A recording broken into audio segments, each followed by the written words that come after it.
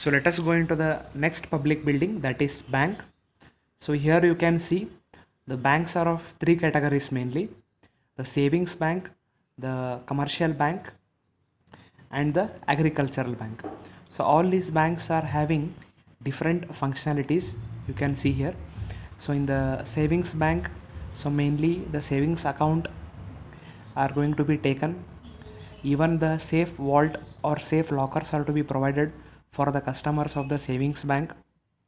Then coming to the agricultural bank, here mainly whatever the accounts related to the agricultural people, so those are maintained. Along with that, even loans are sanctioned against the agricultural products.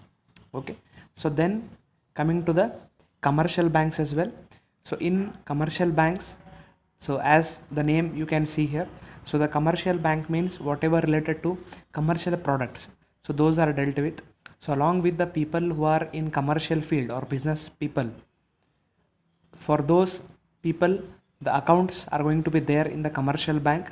And also whatever the goods they have kept in the bank for their safety, even that mortgage can be done for giving the loan or for recovery of the loan.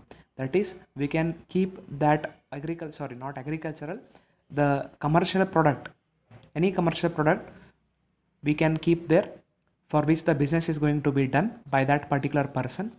So that product of the commercial industry or commercial field, it is going to be kept in the bank, and against that product, so loan can be sanctioned. So here mainly we saw three categories: savings bank, commercial banks, and the agricultural bank. So what about the location of these banks? So normally the savings bank or the normal banks are going to be given in the residential areas or suburban areas where people can come.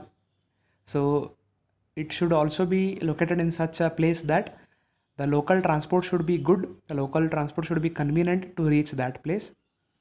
Now coming to the commercial banks, we can see commercial banks means mainly it can be given in the area wherein there are more number of business shops, so that it will be easy for those business persons to have their accounts in that particular bank.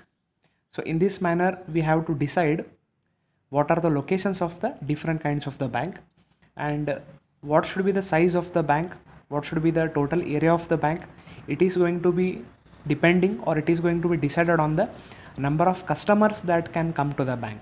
Okay, and number of safety lockers, what are all the other materials that are going to kept in the bank. So depending upon these various factors, the bank location or the area of the bank can be decided. So in the next video, let us see the details about this.